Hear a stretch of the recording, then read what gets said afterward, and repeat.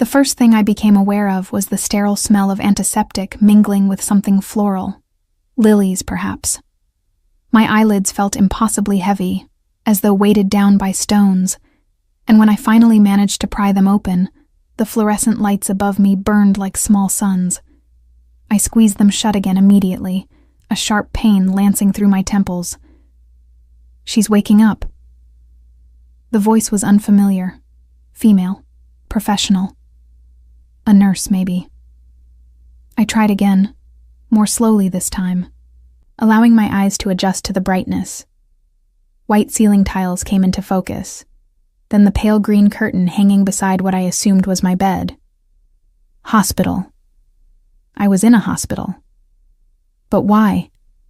I attempted to move my arms, and found them surprisingly weak, my muscles protesting even the smallest movement. "Faith, can you hear me?"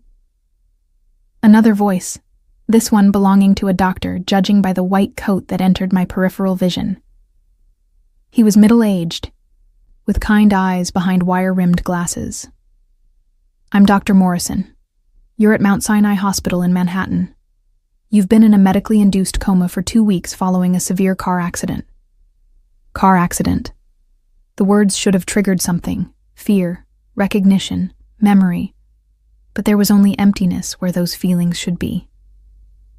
I opened my mouth to speak, and my voice came out as barely more than a whisper. "What happened?" Dr. Morrison pulled up a chair beside my bed, his expression carefully neutral in that way doctors have when they're about to deliver difficult news. "Your vehicle went off the road upstate. You sustained significant head trauma and several broken bones. We had to keep you sedated to allow the swelling in your brain to reduce. The good news is that physically, you're healing remarkably well." "And the bad news?" I managed, my throat dry and scratchy. He hesitated, exchanging a glance with the nurse before returning his attention to me. "You've experienced what we call retrograde amnesia. Based on our assessments, you appear to have lost approximately 3 years of memories. Everything before that seems intact. Your childhood, your education, your early career as an architect. But the past 3 years are essentially blank. 3 years. Gone. Just like that."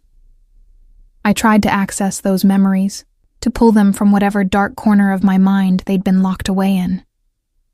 But it was like reaching into fog. There was nothing there. No shape or substance to grasp onto. Panic began to rise in my chest, my breathing becoming rapid and shallow. "Try to stay calm," the nurse said, adjusting something on the IV pole beside me. "Stress will only make things worse.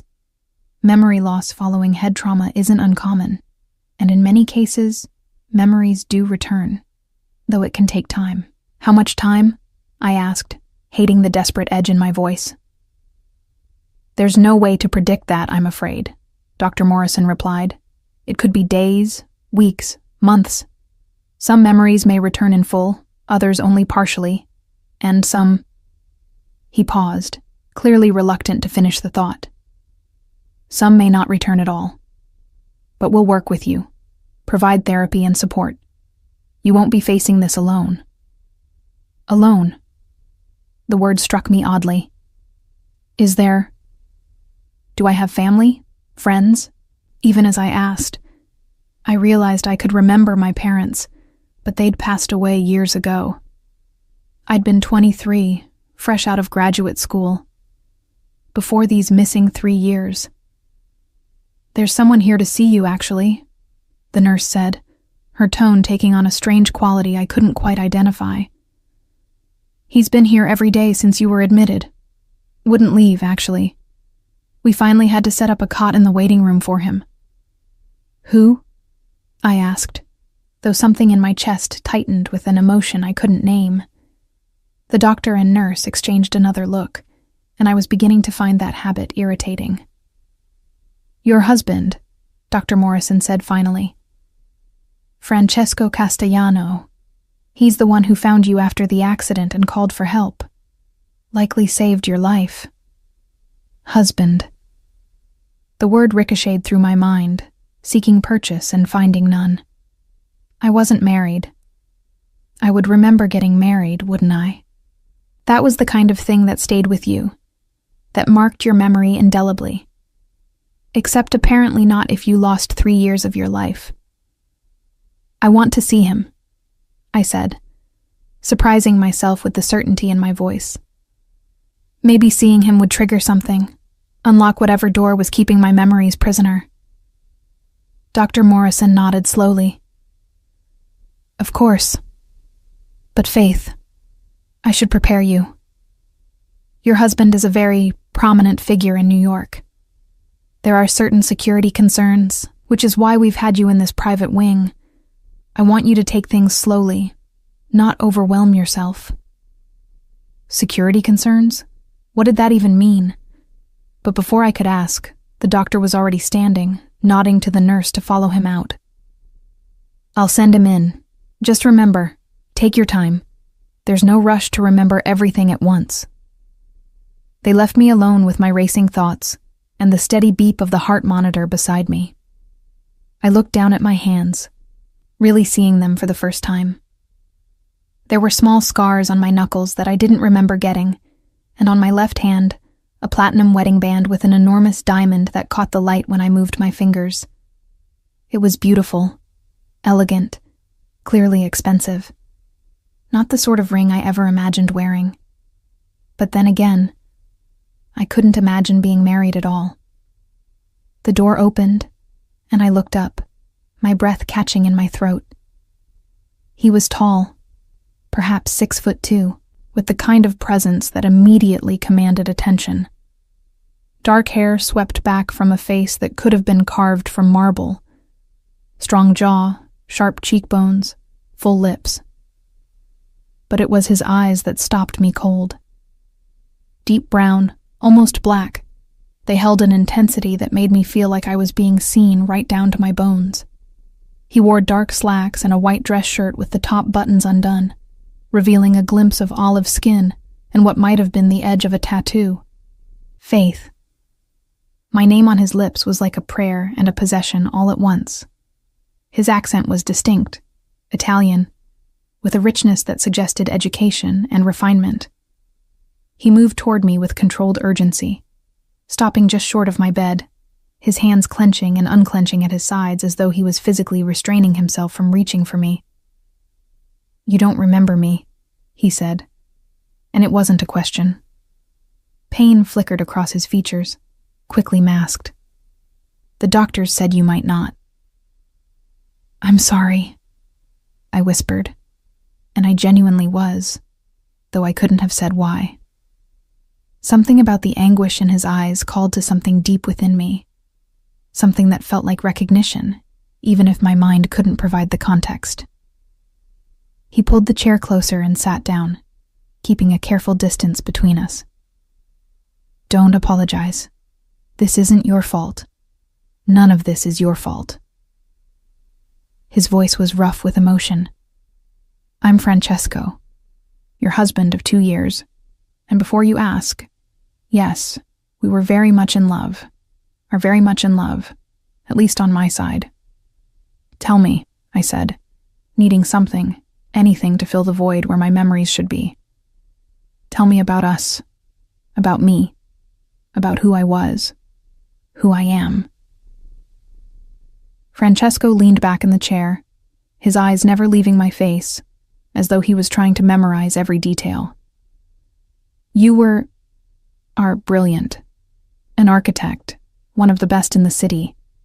You designed 3 buildings in Manhattan that changed the skyline. You have this way of seeing spaces, of understanding how people move through them. That's almost intuitive. When you talk about your work, your whole face lights up. I tried to imagine it, to feel some connection to the person he was describing. But she felt like a stranger. How did we meet? A slight smile touched his lips, though it didn't quite reach his eyes. At a gallery opening in Soho. You were there with a client, I was there for business.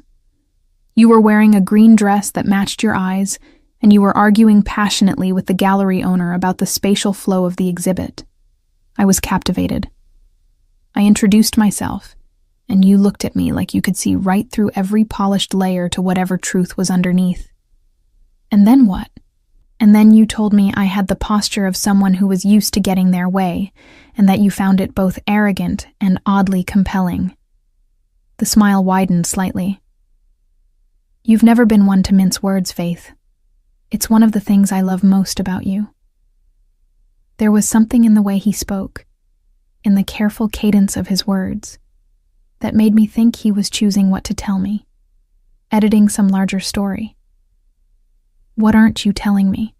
His expression shuddered slightly, a wariness entering those dark eyes. You're perceptive. That hasn't changed. Francesco. I was surprised by the firmness in my voice. I may not remember the last 3 years, but I'm not stupid. The doctor mentioned security concerns. There's been a guard outside my door since I woke up, so tell me the truth. What am I not remembering? He was quiet for a long moment, his gaze dropping to his hands. When he looked back up, there was a resolve in his eyes that told me I was about to hear something that would change everything. My family, the Castellanos, were one of the oldest and most powerful families in New York. We have legitimate business interests, real estate, import-export, several restaurants. But we also have interests that exist in the shadows. I am what you might call a businessman with connections to organizations that operate outside the law. The Sicilian family. The words hung in the air between us, heavy with implication.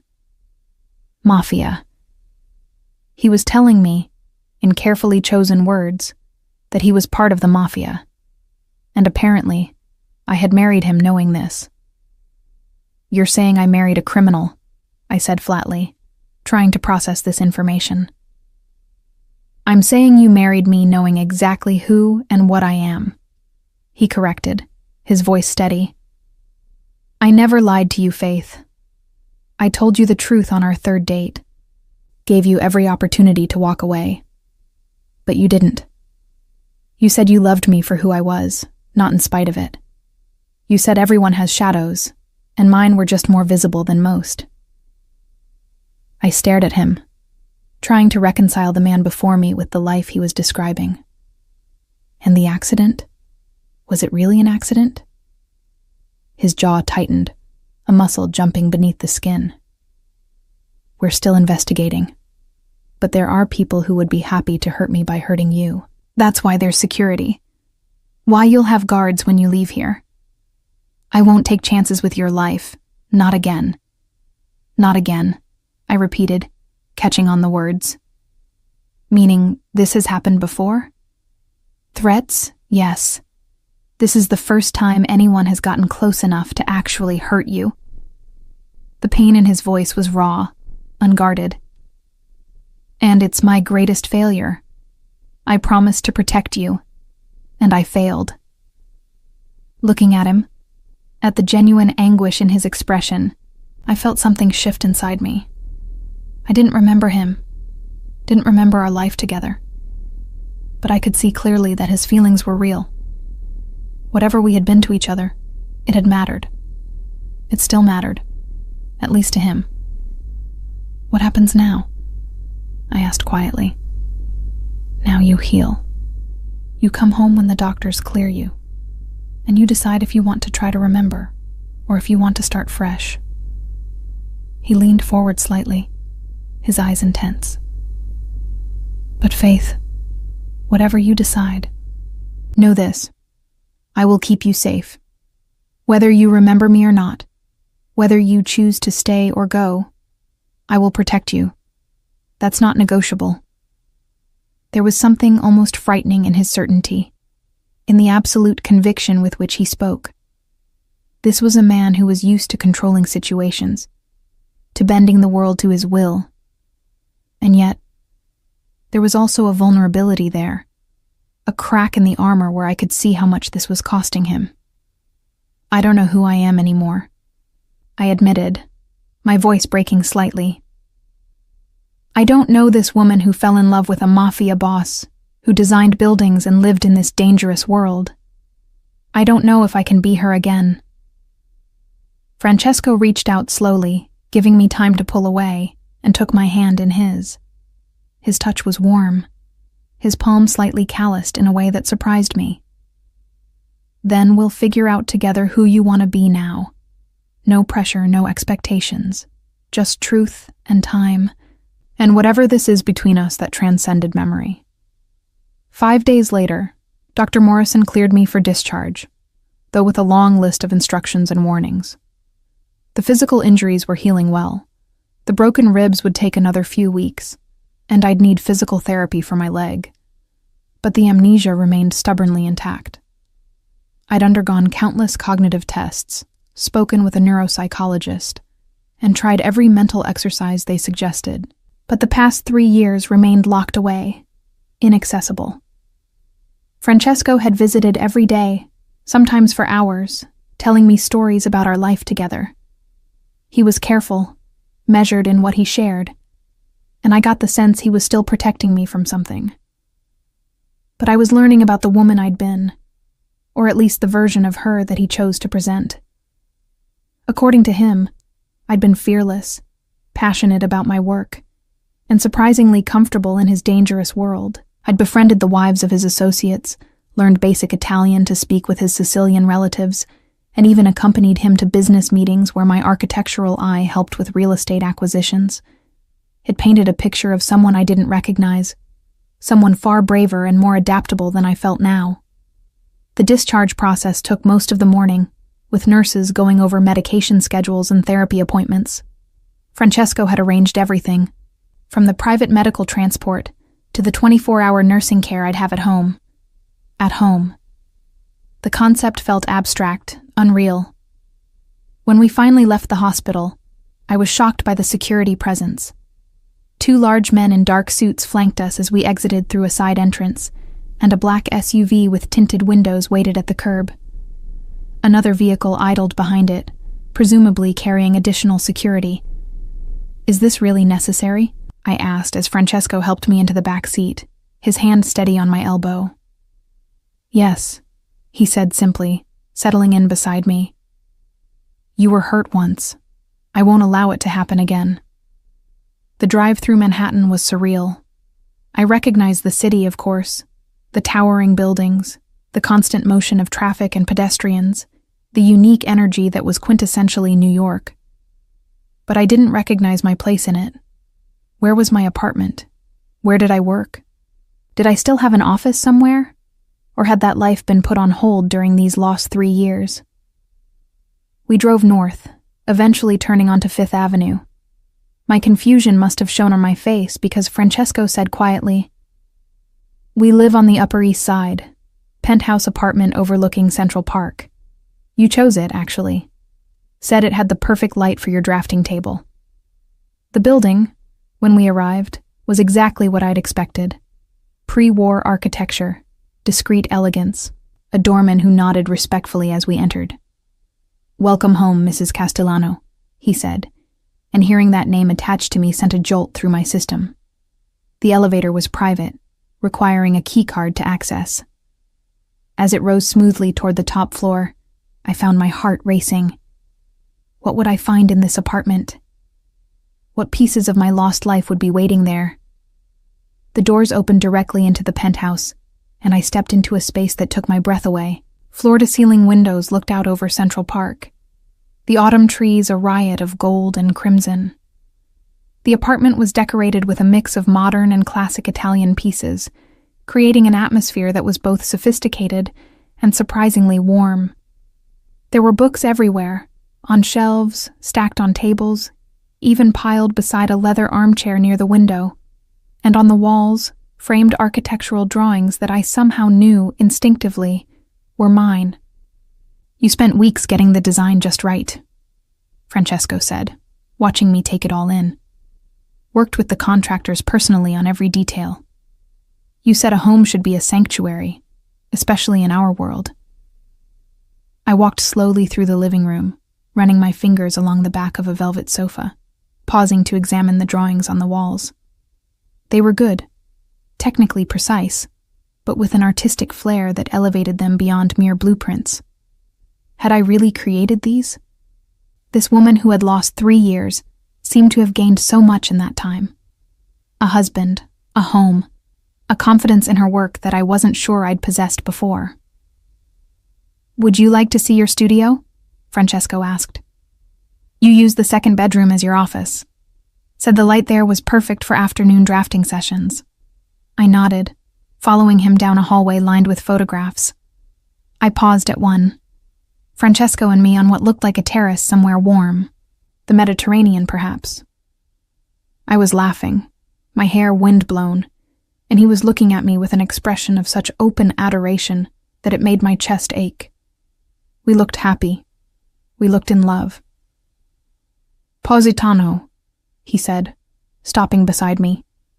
"Our honeymoon. You said you'd never seen water that blue, never tasted wine that made you feel like you were drinking sunshine. We stayed for 2 weeks, and you sketched constantly. The villa was a 16th century building, and you were fascinated by how it had been renovated over the centuries. I tried to remember it, tried to feel the warmth of that sun or taste that wine, but there was nothing. Just this photograph of 2 strangers who wore our faces. The studio was exactly as he'd described, a bright, airy room with drafting tables, shelves of architecture books and material samples, and a large bulletin board covered in sketches and notes. But what caught my attention was the wall opposite the windows. It was covered in photographs, documents, and newspaper clippings, all connected by colored string in a pattern that looked like something from a detective's investigation board. "What is that?" I asked, moving closer to examine it. Francesco's expression darkened. "That's your investigation, the one you were conducting before the accident." I looked at the board more carefully. There were photographs of men I didn't recognize, documents that appeared to be financial records, newspaper clippings about various criminal proceedings. And in the center of it all, a photograph of a man with cold blue eyes and a cruel smile. Someone had drawn a red X over his face. "Who is he?" I asked, though something about that photograph made my skin crawl. "Viktor Kozlov, Russian arms dealer and human trafficker. He's also the man who tried to kill you." Francesco's voice was hard, dangerous. "And before you ask, yes, this was all your idea. You found out what he was doing, the trafficking, the weapons, the drugs, and you decided you wanted to help stop him." I turned to stare at him. "Why would I do that? I'm an architect, not some vigilante." "Because that's who you are, Faith. Who you've always been." He moved to stand beside me, looking at the board with an expression that mixed pride and pain. "You told me once that you didn't choose to fall in love with someone in my world, but since you were there anyway, you might as well use your position to do some good. You used your architectural connections, your access to my business networks, to gather intelligence. You became an asset to not just my organization, but to several law enforcement agencies who were trying to build cases against the worst of the worst." This was insane. The woman he was describing sounded like someone from a movie, not a real person. Certainly not me. "And this Kozlov, he found out what I was doing?" "We think so. The accident happened while you were driving back from a meeting with one of your contacts upstate. Your car went off the road on a particularly treacherous stretch. The brake lines had been cut." My blood ran cold. "So it wasn't an accident at all. Someone tried to murder me." "Yes," Francesco said simply. "And they very nearly succeeded." I sank into the chair by the drafting table, my legs suddenly unsteady. "Why didn't you tell me this in the hospital?" "Because you'd just woken up from a coma with 3 years of your life missing. I thought you deserved a chance to adjust before learning that someone had tried to kill you and might try again." He crouched down in front of me, his eyes intense. "But I won't lie to you, Faith. Not about this. You're in danger, and you need to know what you're facing. How can I face something I don't remember? How can I protect myself from an enemy I don't even know?" The frustration in my voice was palpable. You don't have to remember to be safe. That's what I'm here for. That's what the security team is for. He took my hands in his grip firm and warm. But I also know you, even if you don't remember yourself. You're not someone who hides in the shadows. You'll want to understand what happened, to try to remember. And when you do, I'll be here to help you. I looked at our joined hands, at the matching wedding bands we wore. How did we end up here? How did a relationship between an architect and a... I hesitated, not sure how to finish the sentence. A mafia boss? He supplied with a slight smile. A lot of late-night conversations, a lot of honesty, and a recognition that what we had was rare enough to be worth the risk. You told me once that safety was an illusion, that anyone could be hurt at any time by any number of things. At least with me, you knew exactly what the dangers were. There was a certain honesty in that. That sounds like something someone would say to justify a terrible decision, I said, but without real heat. Perhaps. Or perhaps it was the most honest thing either of us had ever said. He stood, releasing my hands. You must be exhausted. Let me show you our bedroom, and you can rest. We can explore more later. Our bedroom. The word sent a flutter of nervous energy through me. I'd been so focused on the larger implications of my situation that I hadn't really considered the intimate details. This man was my husband.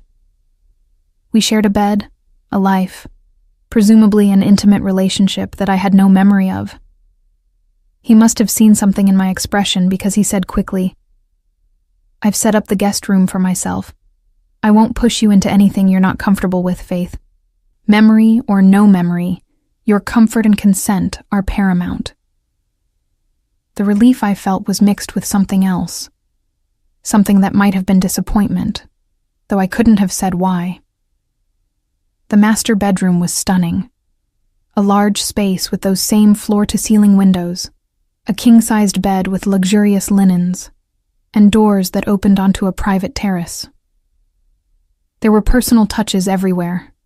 A stack of architecture magazines on one nightstand, a collection of vintage cameras on a shelf, had I been a photographer, framed photographs of us together in various locations. This is a lot to take in, I admitted, standing in the middle of the room and slowly turning to take it all in. I know, and I'm not expecting you to process it all at once.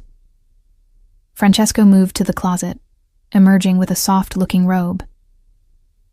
Why don't you take a shower, change into something comfortable? Your nurse, Maria, will be here soon to help with your medications and check your vitals, and I'll have dinner prepared for whenever you're hungry. He left me alone, closing the door quietly behind him, and I stood there for a long moment, trying to reconcile everything I'd learned. This apartment, this life, this dangerous world. They all felt like they belonged to someone else. But they didn't. They were mine. I had chosen this, chosen him, chosen to be brave enough to love someone whose life existed in shades of gray. The question was, could I choose it again?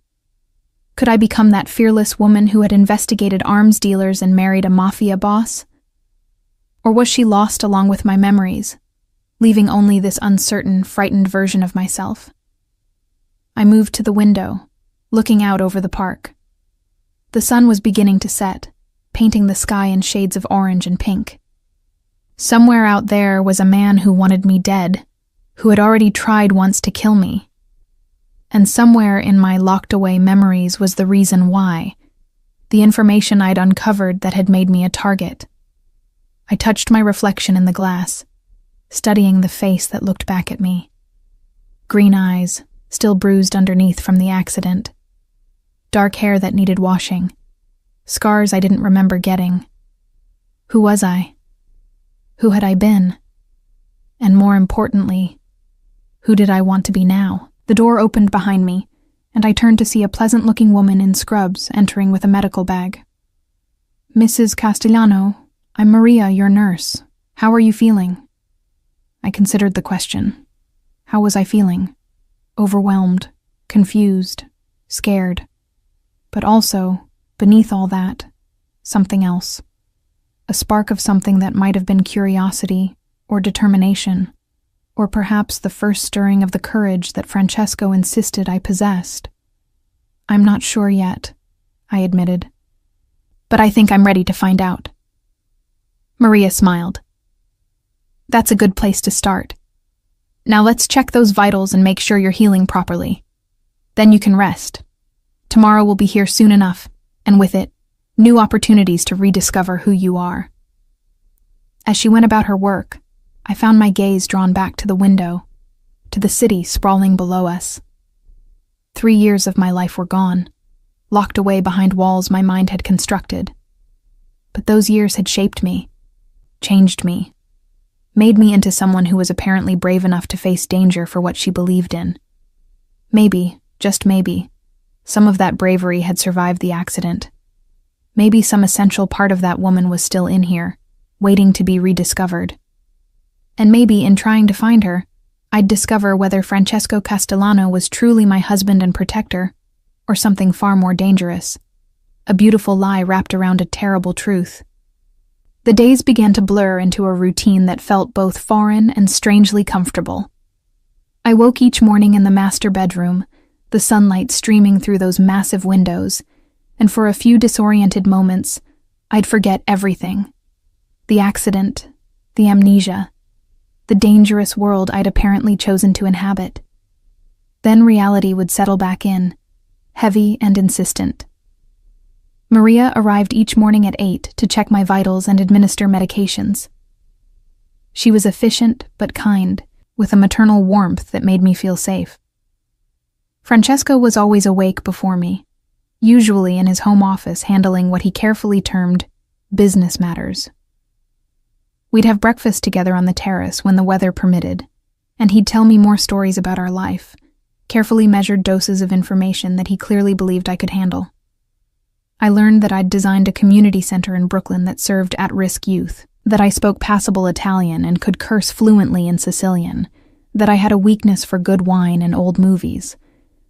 I learned that Francesco and I had met his family in Sicily 6 months after our wedding, that his mother had loved me immediately, declaring I had the spirit of a Sicilian woman despite my American upbringing. But what fascinated me more than these curated stories was what I observed. The way Francesco's men spoke to him with a mixture of respect and wariness, the phone calls he took behind closed doors, his voice dropping to that dangerous quiet that sent chills down my spine. The way he moved through the world with absolute confidence, as though he'd never encountered a situation he couldn't control. Except, I was beginning to realize, he couldn't control this. He couldn't make me remember, couldn't force my mind to unlock its secrets. And that frustrated him, even though he tried to hide it. It was during my second week home that I decided to explore the studio more thoroughly. Francesco had encouraged it, saying that sometimes familiar spaces could trigger memories. Maria had cleared me for light activity as long as I didn't overdo it, so I spent an afternoon going through drawers and portfolios, examining the work I'd created during those lost years. The designs were impressive, more confident and innovative than anything I remembered creating before. There was a residential building in Chelsea with a green roof and solar panels, designed to be both luxurious and sustainable. A renovation of a historic theater in Harlem that preserved its Art Deco heritage while modernizing the infrastructure. And sketches, so many sketches, for what looked like a massive project, something that would transform an entire block. But it was the investigation board that drew me back, again and again. I'd studied it for hours over the past few days, trying to make sense of the connections I'd apparently made. Viktor Kozlov was at the center, but there were other names, other faces. Russian, Italian, Irish, a whole network of criminal enterprises that seemed to overlap and interconnect in ways I was only beginning to understand. I was so absorbed in studying a series of financial documents that I didn't hear Francesco enter until he spoke. "You've been in here for 3 hours. Maria is concerned you're overdoing it." I turned to find him leaning against the doorframe, his expression unreadable. He'd changed since this morning, now wearing dark jeans and a black sweater that made him look younger, less formal than the suits he usually favored. "I'm fine, just trying to understand what I was working on." He moved into the room, his eyes going to the investigation board.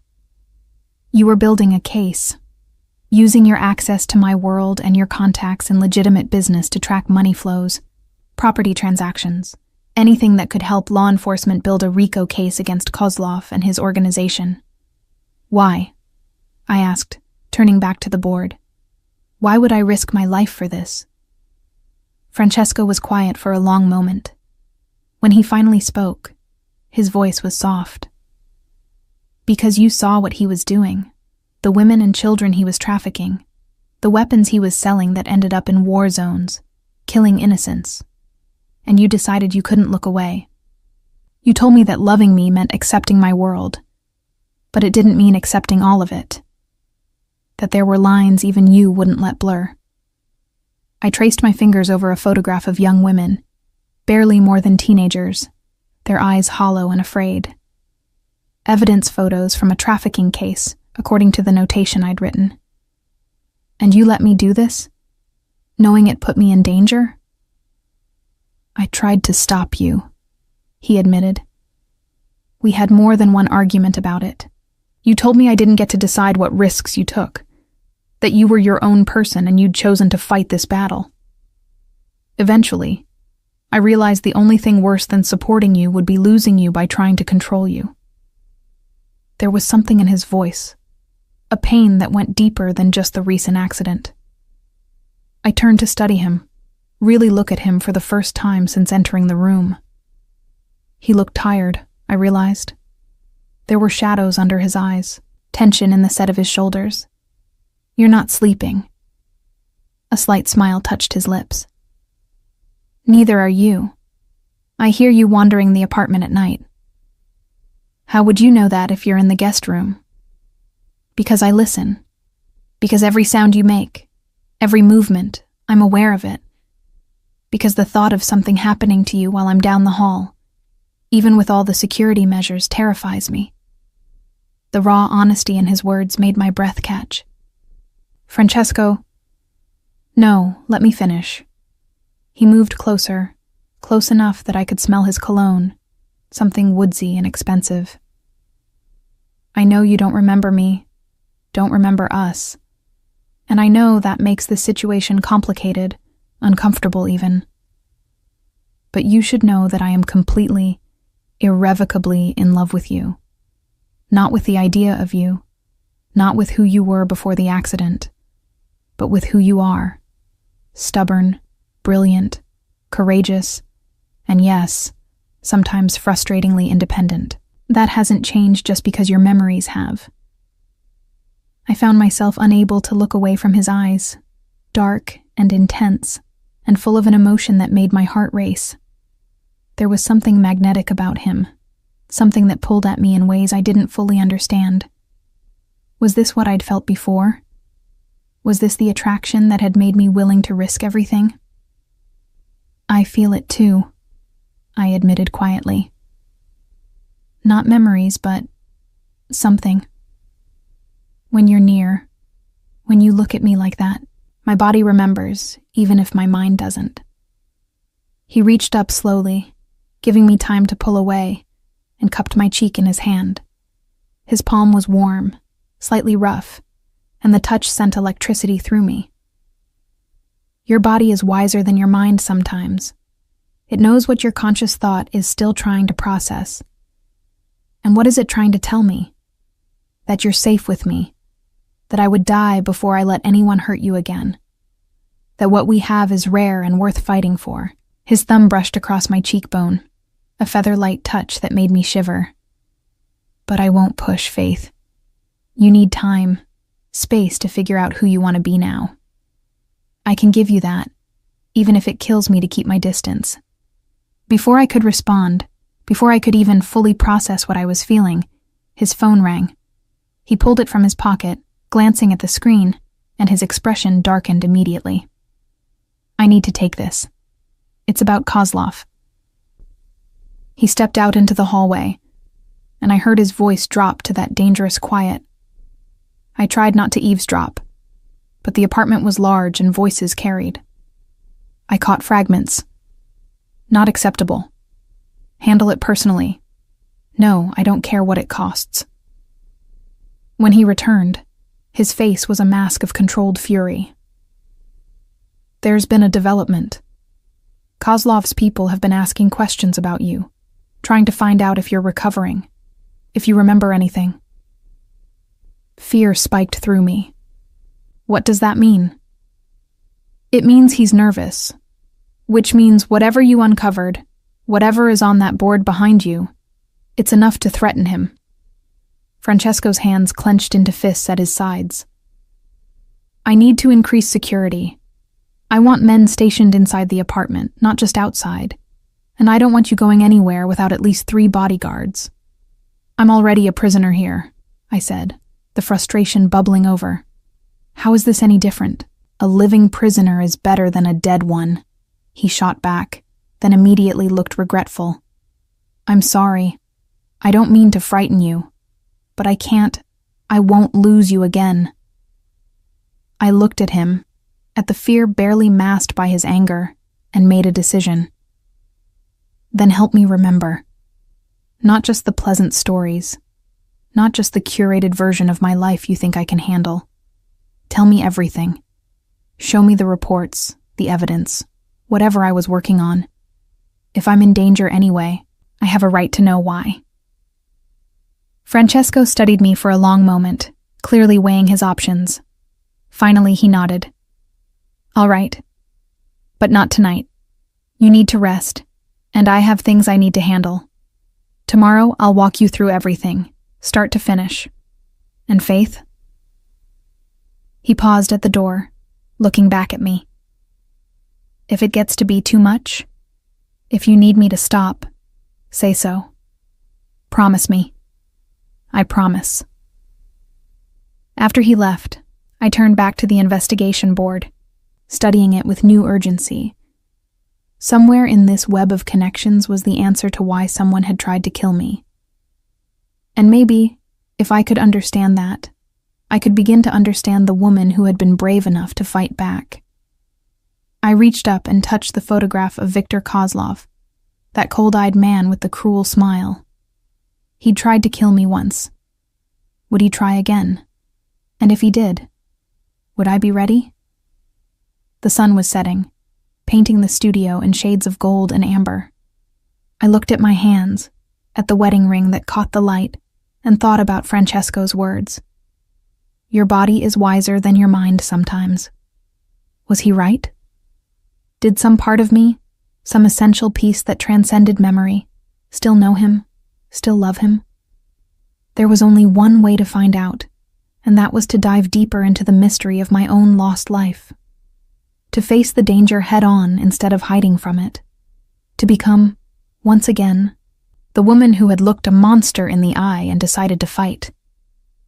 I picked up a pen and notepad from the desk, settling into the chair before the investigation board.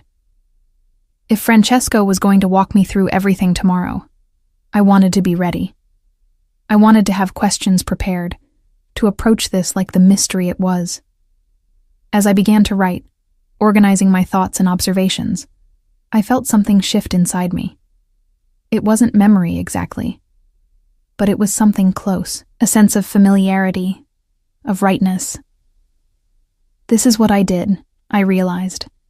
This is how I worked. Methodically, carefully, building a case piece by piece until the picture became clear. Maybe I wasn't as lost as I thought. Maybe the woman I'd been was still here, just buried beneath layers of trauma and fear. And maybe, with time and determination, I could find her again. The question was, did I want to? That woman had nearly gotten killed. That woman had chosen a dangerous life with a dangerous man. Was that really someone I wanted to become again? But even as I asked the question, I knew the answer. Because sitting here, studying this board, feeling the puzzle pieces begin to click together in my mind, this felt right. This felt like me, in a way that nothing else had since I'd woken up in that hospital bed. I picked up a red marker and circled one of the names on the board, someone I'd connected to both Kozlov and Francesco's organization, Mikhail Petrov. I'd written informant next to his name with a question mark. Tomorrow, I'd ask Francesco about him. Tomorrow, I'd start putting the pieces together. And tomorrow, I'd begin the process of either confirming Francesco's love story or uncovering a darker truth. Because as much as I wanted to believe in the romance he painted, in the love story he insisted we shared, I couldn't ignore the small voice in the back of my mind that whispered a warning. What if I'd discovered something about Francesco himself? What if the accident wasn't about Viktor Kozlov at all, but about my own husband? What if the danger came from inside these walls, not outside them? It was a terrible thought, one that made my stomach churn. But I'd been an investigator, apparently. I'd trained myself to look at all possibilities, to trust evidence over emotion. And until my memories returned, until I could truly know what I'd been working on, I had to consider every angle, even the ones that involved the man I was apparently still falling for, despite everything. I looked at the wedding ring on my finger, twisting it around my finger thoughtfully. Trust, but verify. That's what any good investigator would do. Starting tomorrow, that's exactly what I plan to do. Morning came with an unexpected gift, a fragment of a dream that felt more like a memory. Francesco and I in a restaurant, candlelight between us, his hand reaching across the table to take mine. "You're sure?" he'd asked, his expression serious. "Once you know everything, there's no going back." And I'd squeezed his hand, certain and unafraid. I'm already all in. I might as well know what game we're playing. I woke with the echo of those words in my mind, my heart racing. Was it real? Had that conversation actually happened? Or was my brain simply creating false memories to fill the void? There was no way to know for certain. And that uncertainty was perhaps the most frustrating part of all this. Francesco was already in the kitchen when I emerged, making espresso with the ease of someone who'd performed the ritual countless times. He looked up when I entered, and something in his expression softened. "You look like you actually slept." "I dreamed," I said, accepting the cup he offered. Or remembered. I'm not sure which. He stilled. "Tell me." I recounted the scene, watching his face carefully for any sign of recognition. When I finished, he was quiet for a long moment, his eyes distant. "That was the night I told you the full truth about my family's business. About what I really did. Who I really was. You'd already known I was connected. But that night I gave you details I'd never shared with anyone outside the family. And I stayed." "You stayed," he confirmed. "You said you appreciated the honesty more than you feared the danger. That we all made compromises in the name of love. And this was yours." We stood in silence for a moment, the morning light streaming through the windows. Then Francesco set down his cup decisively. "Are you ready? To see everything?" I nodded, and he led me to his home office, a room I hadn't been allowed to enter yet. It was masculine and elegant, all dark wood and leather, with an enormous desk and walls lined with bookshelves. But what caught my attention was the locked cabinet in the corner. Francesco produced a key, unlocking it to reveal stacks of files, hard drives, and what looked like surveillance equipment. "This is everything you compiled. Your investigation into Kozlov, but also..." He hesitated, then met my eyes directly. "Also your investigation into me." My breath caught. "What?" "You were thorough. You didn't just investigate my enemies. You investigated me, too.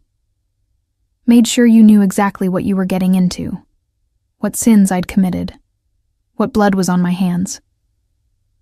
He pulled out a thick file, handing it to me. "Read it, all of it. Ask me anything. I won't hide from you, Faith.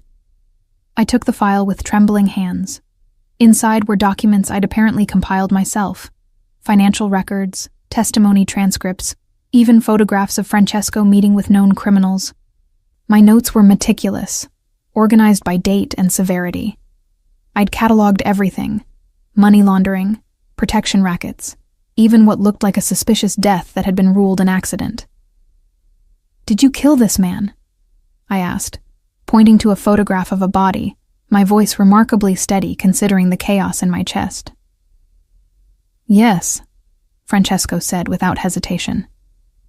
"He was trafficking children. I gave him a chance to stop, to leave the city and never return. He chose to stay and threatened to expose my family's operations to federal investigators unless I partnered with him. So I removed the problem. That's murder. That's justice in my world.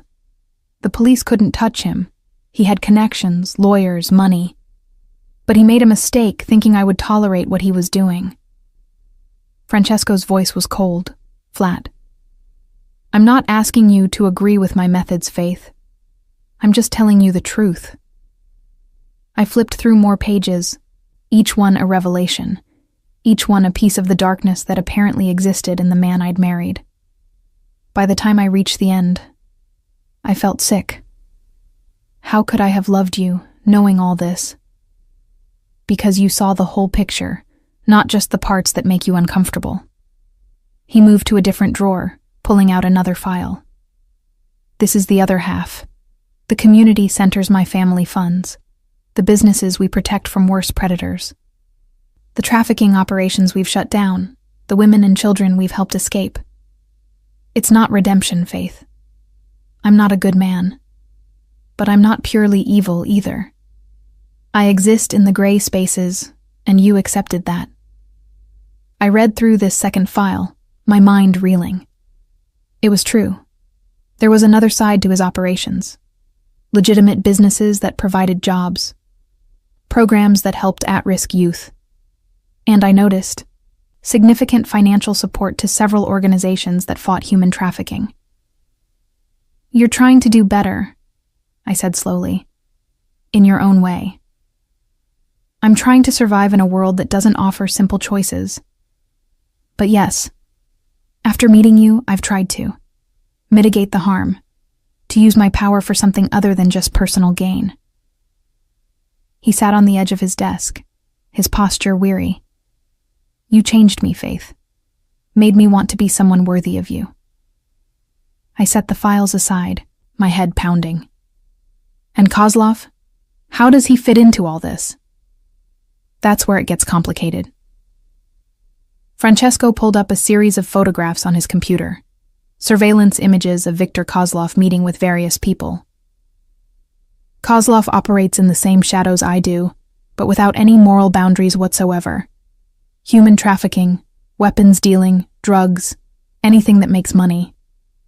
About a year ago, you found evidence that he was planning to expand his trafficking operation into New York, using some of my family's legitimate businesses as fronts without our knowledge. So I started investigating. More than that, you became obsessed. You saw what he was capable of, the lives he destroyed, and you couldn't let it go." He pulled up more files, these ones showing complex financial networks. "You used your architectural work as cover. Many of the buildings involved in his operation needed renovation or redesign, so you had legitimate reasons to be in those spaces. You documented everything, passing intelligence to both me and to a federal task force that was building a case. I studied the screen, trying to follow the threads of the investigation. It was impressive work, meticulous and clever. This woman she'd been smart, strategic, unafraid to take risks, and he found out. We think so. 3 weeks before your accident, you told me you'd found something big. You wouldn't tell me what, said it was safer if I didn't know yet. You needed to verify it first, make sure you were right. Francesco's jaw tightened. 2 days before the accident, you met with your FBI contact upstate. You were driving back when someone ran you off the road. The brake lines were cut before you left, probably while you were in the meeting. They wanted it to look like an accident, but our people found the evidence. He turned to look at me directly, his eyes blazing with barely controlled fury. Whoever did this, they knew your route, knew your schedule, which means someone close to you betrayed you. The implication hung heavy in the air. You think it was someone in your organization. I know it was. The question is who. He pulled up another file, this one containing profiles of several men. These are the people who had access to your schedule that day. I've been investigating them, but quietly. If I move too openly, whoever betrayed you will disappear. I looked at the faces, memorizing them. One stood out, Mikhail Petrov, the name I'd circled on my investigation board. Him. I marked him as a possible informant. Francesco's expression grew grim. Mikhail has been with my family for 10 years. His son is godson to my cousin. If he betrayed us, betrayed you. He didn't finish the sentence, but I could see the pain and fury warring in his expression. Maybe I was wrong, I offered. Maybe I was investigating him and found nothing. Or maybe you found exactly what you were looking for, and that's what got you hurt. Francesco closed the laptop, rubbing his face tiredly. This is why I wanted you to stay out of it, why I wanted to protect you from all this. It's dangerous, Faith. People have died for less than what you were uncovering. So what do we do now? Now? Now I finish what you started. I find out who betrayed you and I make sure they pay. The darkness in his voice sent chills down my spine. And you stay here, safe, protected, while I handle it. Absolutely not, I said, surprising myself with the vehemence in my voice. If this investigation was mine, if I nearly died for it, then I have a right to see it through. You're asking me to put you in danger again. I can't do that. You don't get to decide what risks I take, I shot back, and even as I said the words, they felt familiar, like an echo of an old argument. You said it yourself. I'm my own person. I choose my own battles. Francesco stared at me, and slowly a small smile curved his lips. There she is. There's the woman I married. What? That fire, that stubbornness, that absolute refusal to be protected if it means giving up your agency. He reached out and tucked a strand of hair behind my ear, his touch gentle. I've missed her. Missed you. Even when you were right here. The moment hung between us, charged with something electric. I found myself leaning into his touch, my body responding to him in ways my mind still didn't fully understand. I'm scared, I admitted quietly. Scared of what I'll find. Scared of who I was. Who I might become again. Fear and courage aren't opposites, Faith. Courage is being scared and doing it anyway. His hand moved to cup my cheek, his thumb brushing across my lips. And you've always been the bravest person I know. Before I could think better of it, I closed the distance between us, pressing my lips to his. It was tentative at first, testing, but then he responded, one hand sliding into my hair, the other pulling me closer. The kiss deepened, and suddenly I was drowning in sensation. The taste of espresso on his tongue, the scent of his cologne, the solid warmth of his body against mine. And underneath it all, a sense of rightness, of coming home. My body did remember him, just as he'd said. It remembered the shape of him, the way we fit together, the electricity that sparked between us. When we finally broke apart, both breathing hard, Francesco rested his forehead against mine. You have no idea how long I've wanted to do that again. I think I'm starting to understand, I whispered. We stood there for a long moment, wrapped in each other, and for the first time since waking in that hospital, I felt certain about something. Whether it was wise or not, whether it was safe or not, I was falling for Francesco Castellano all over again. And this time, I was choosing it with full knowledge of who and what he was. Okay, I said finally, pulling back slightly to look him in the eyes. Okay, let's finish this together. Let's find out who betrayed me and make sure Kozlov can't hurt anyone else. But we do it as partners. Real partners. Francesco studied me for a long moment, then nodded slowly. Partners. But with one condition. You don't take unnecessary risks. We plan everything carefully, and if I say a situation is too dangerous, you trust my judgment. And you trust mine when I say I can handle something. Deal. He held out his hand, and I shook it, the gesture feeling both businesslike and deeply intimate. As I stood there in his office, surrounded by evidence of both his crimes and his attempts at redemption, I realized something important. I might not remember the woman I'd been, might not have access to those 3 lost years, but I was still her. Still that person who looked at darkness and chose to fight it. Still someone brave enough to love a complicated man in a complicated world.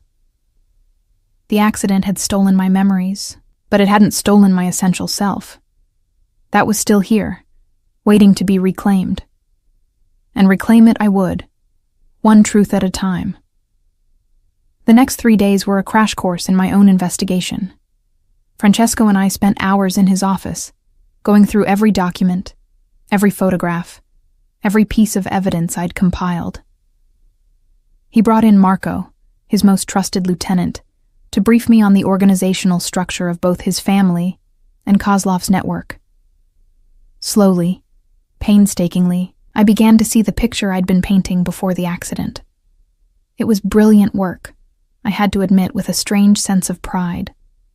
I'd used my position as an architect to gain access to buildings, to meetings, to conversations that most people would never be privy to.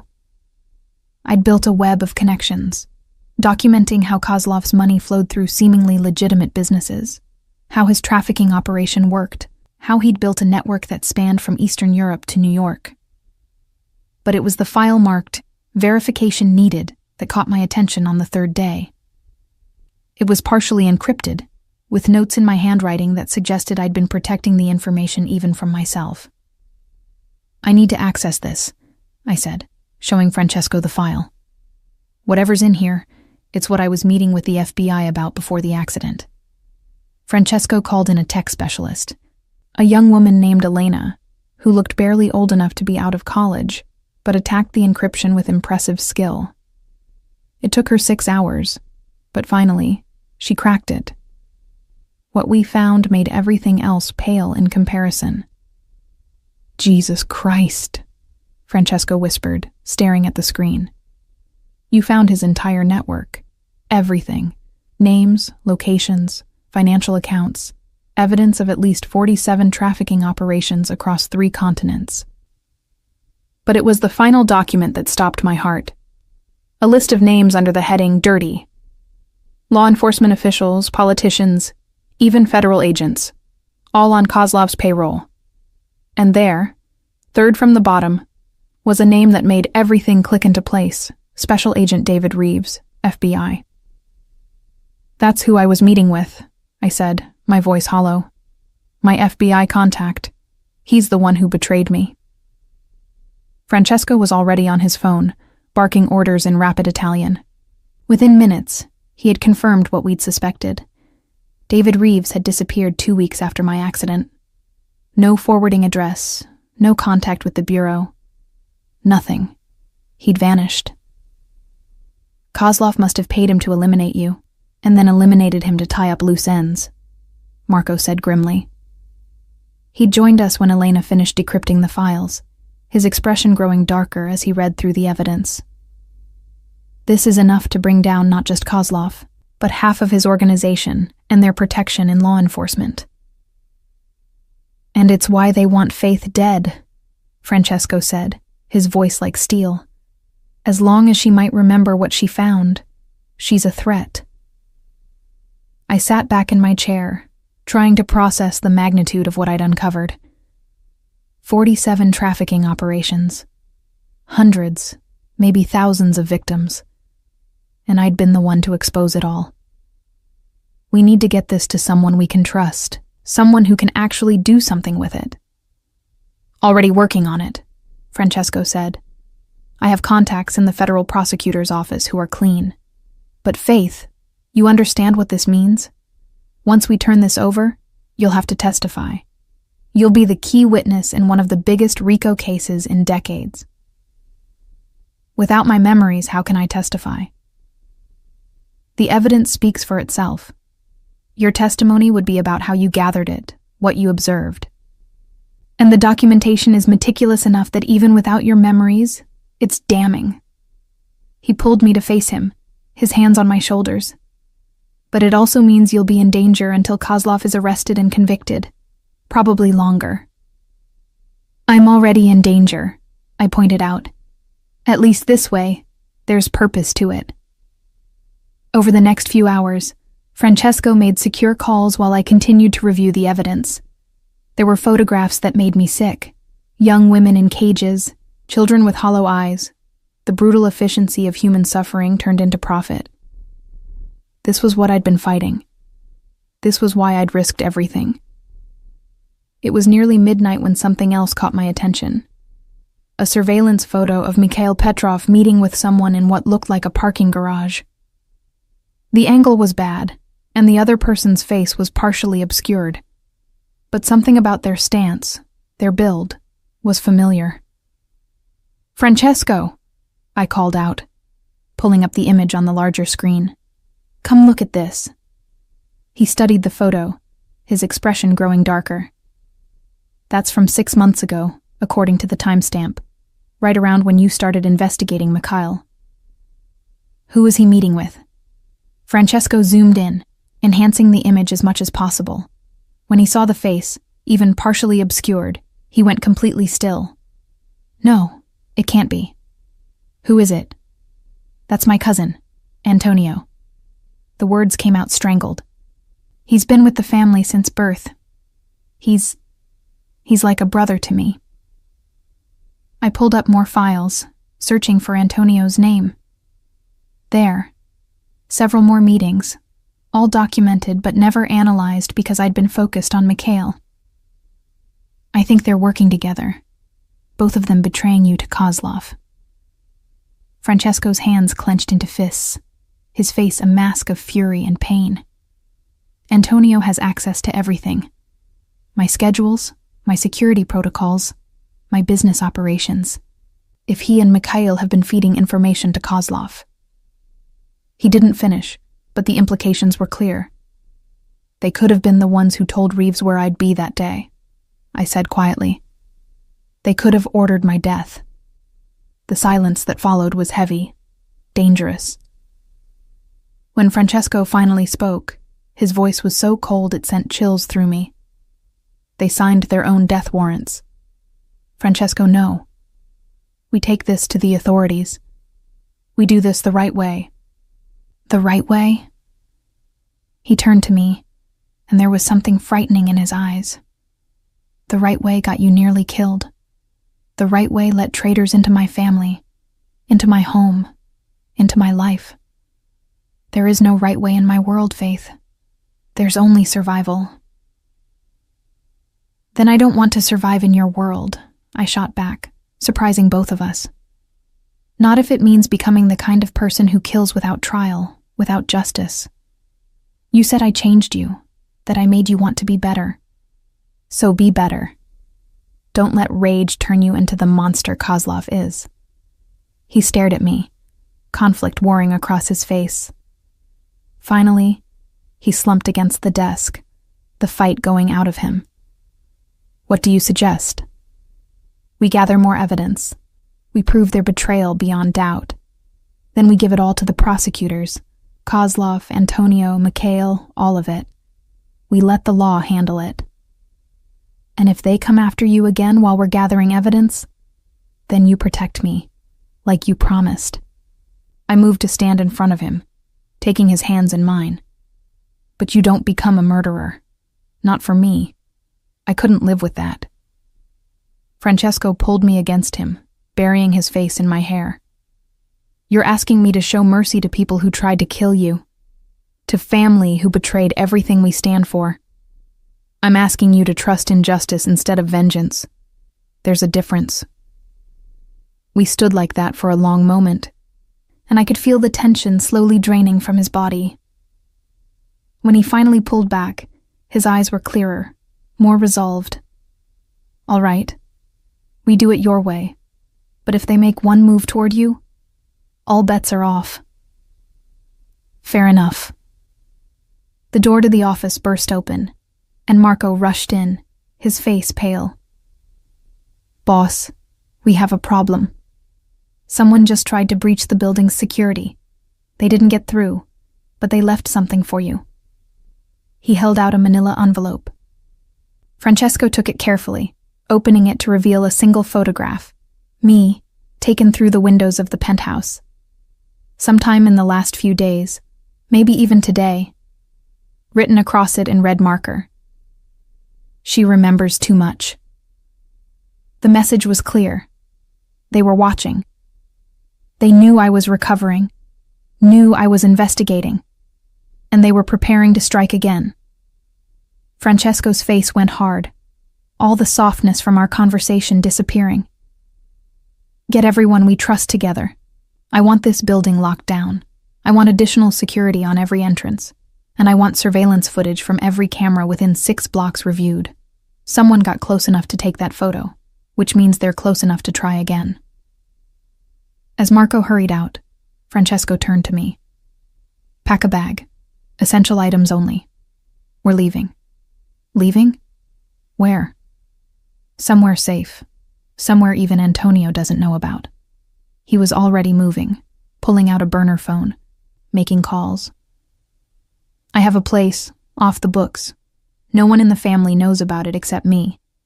We can work from there, coordinate with the prosecutors, and keep you safe until we're ready to move." I wanted to argue, to insist I wasn't running, but the photograph in his hand was proof enough that staying here was suicide.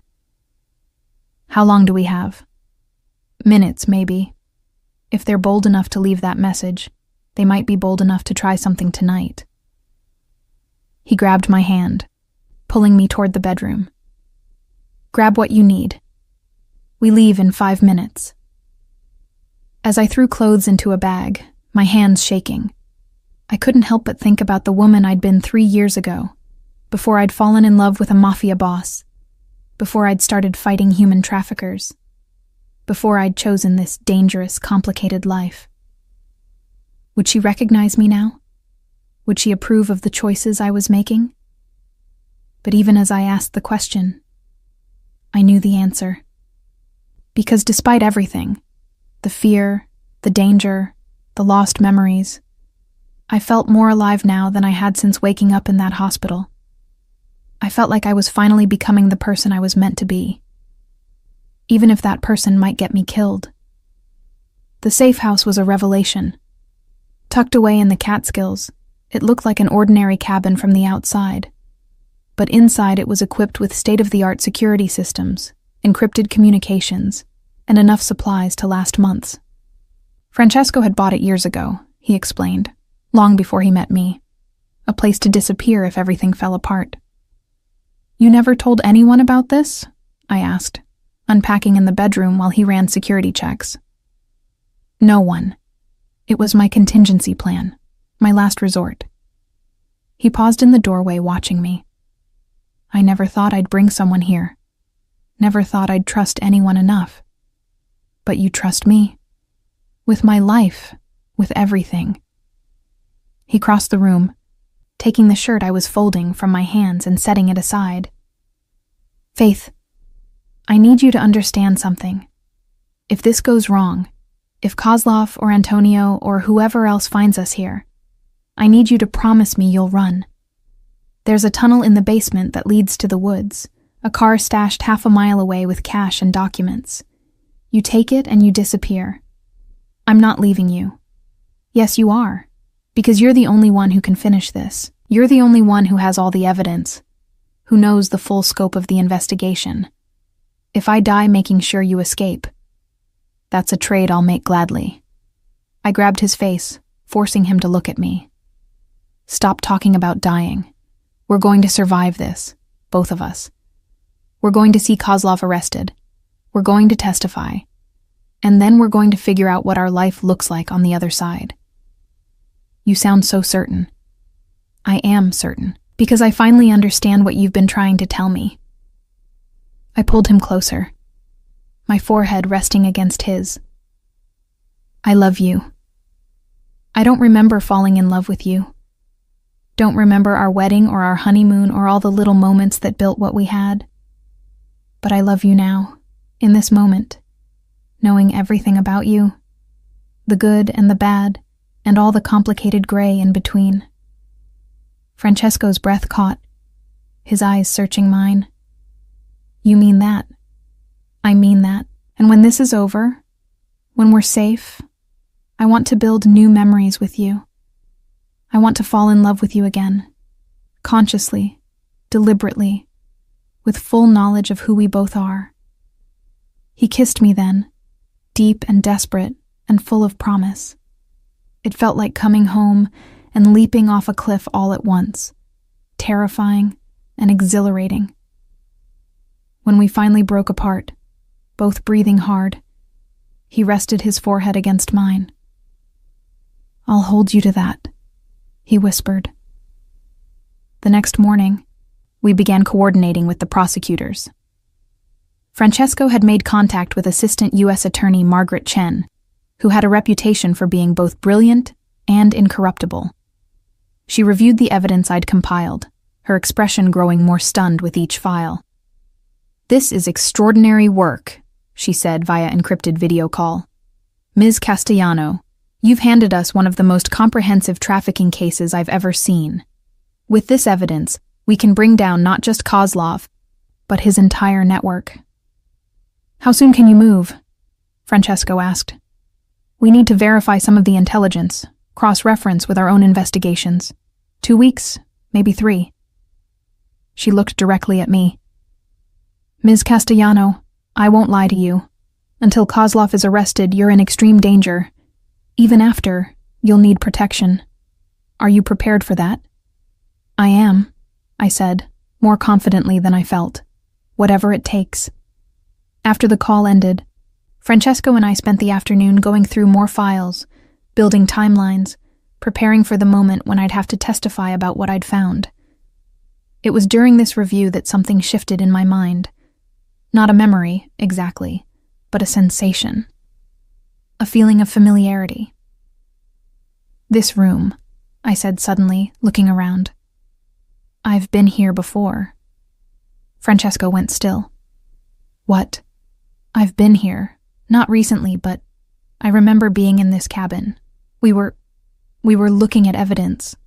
Documents spread across that table."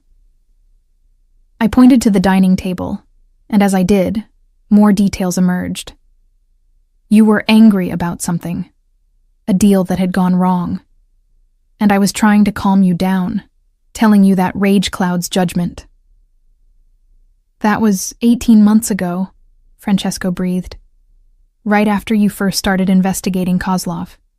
You'd found evidence of a trafficking operation using one of my legitimate properties, and I was furious that someone had violated my organization like that.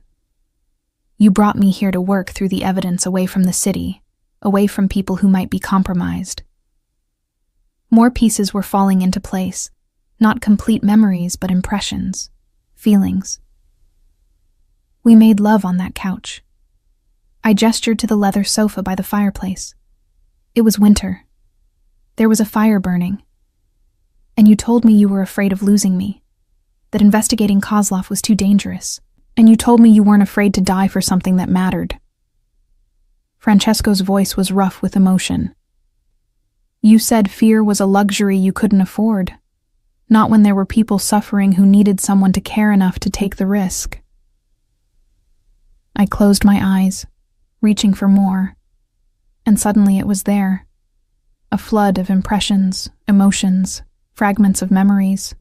Not everything, not the full 3 years, but pieces, important pieces. "The accident," I gasped. I remember being in the car. I was driving back from the meeting, and I was excited because Reeves had promised to fast-track the investigation. Then the brakes failed, and I was trying to steer, trying to slow down. But there was a truck. It came out of nowhere, and Francesco was there, his arms around me as my knees gave out. "It's okay. You're safe. You're here with me." "It wasn't an accident," I sobbed. "The truck, it deliberately forced me off the road. I remember seeing the driver's face just for a second. It was..." I pulled back, my eyes wide. It was Mikhail. Francesco, it was Mikhail driving the truck. The rage that crossed Francesco's face was terrifying. "He'll pay for this. I swear to God." "No." I cut him off, my voice steadier now. "We stick to the plan. We give the evidence to the prosecutors. We let justice handle it." "Justice?" He laughed, a harsh sound. "Faith, he tried to murder you. My own man, someone I trusted, tried to kill the woman I love. You're asking me to show restraint I don't possess. I'm asking you to trust me, to trust in the system we're trying to support." I cupped his face in my hands. "You said I changed you. Prove it. Be the man I fell in love with, not the monster your enemies are." We stood like that for a long moment, the tension crackling between us. Finally, Francesco's shoulders slumped. "You're going to be the death of my reputation as a ruthless mobster." "Good. Maybe you can build a new reputation as a ruthless businessman instead." He laughed, and this time it was genuine. "You never stop fighting, do you? Never stop pushing me to be better." "Someone has to," I said with a small smile. The following days were a blur of coordination and planning. More memories returned. Not everything, but enough that I began to feel more like myself. I remembered our wedding, small and intimate, in a garden in Sicily. I remembered the first time Francesco told me he loved me, standing on the terrace of this very cabin, the sunset painting everything gold.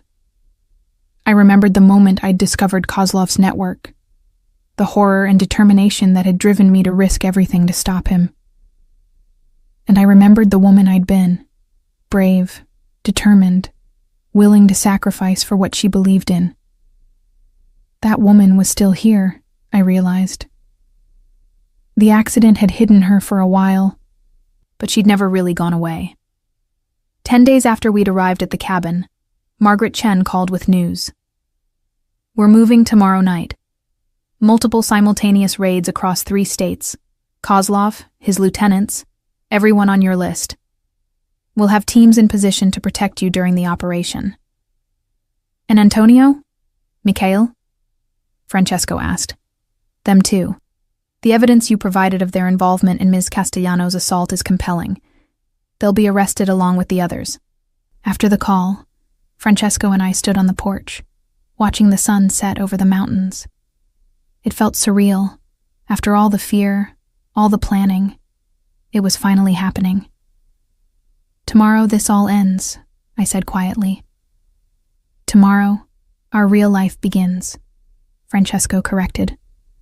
"Whatever comes after, testimony, trials, adjusting to a life where half my organization has been arrested, we face it together." "Together," I agreed, lacing my fingers through his. That night, as we lay in bed, I finally told him something I'd been thinking about for days. I want to go back to architecture. Real architecture, not using it as a cover for investigation. I want to design buildings that matter, that help people. "I think that's perfect," he said, pulling me closer. "And I need to figure out what comes next for me. The legitimate businesses can sustain us, but I need to extract myself from the shadows. For you, and for the man I want to be. It won't be easy. Nothing worth having ever is." He kissed my forehead. "But we'll figure it out. We always do." The next evening, as federal agents swarmed into locations across New York, New Jersey, and Connecticut, Francesco and I watched on encrypted monitors from the cabin. We saw Viktor Kozlov led out in handcuffs, his cold eyes blazing with fury. We saw Antonio and Mikhail arrested, their faces pale with shock. We saw justice, finally, for all the victims whose suffering I'd documented. When it was over, Margaret Chen called personally. "It's done. 43 arrests total, with more expected as we process the evidence. Ms. Castellano, you're a hero. You've helped save hundreds of lives." "I just did what anyone should do," I said, but I felt pride warming my chest nonetheless. "That's where you're wrong. Most people look away. You looked closer." She paused. "We'll need you to come in for debriefing in a few days. Start preparing for testimony. But tonight, enjoy the victory." After she hung up, Francesco pulled me into his arms. "You did it. You brilliant, brave, impossible woman. You actually did it." "We did it," I corrected. "I couldn't have finished this without you." He tilted my chin up, his eyes intense. "Faith Castellano, will you give me the honor of letting me fall in love with you again? Fresh start, new memories, building something even stronger than what we had before?" I smiled, my heart full. "Francesco Castellano, I think I'd like that very much, but on one condition. Anything. We do it honestly. No more secrets, no more half-truths. Whatever comes, we face it together in the light, not hiding in shadows." "I can live with that." He kissed me, soft and sweet and full of promise. "In fact, I think I'd like nothing more." As we stood on that porch, wrapped in each other's arms, I thought about the journey that had brought me here, the accident that stole my memories, the fear and confusion of waking up to a life I didn't recognize, the slow process of rediscovering myself, of choosing to love this complicated man in this complicated world.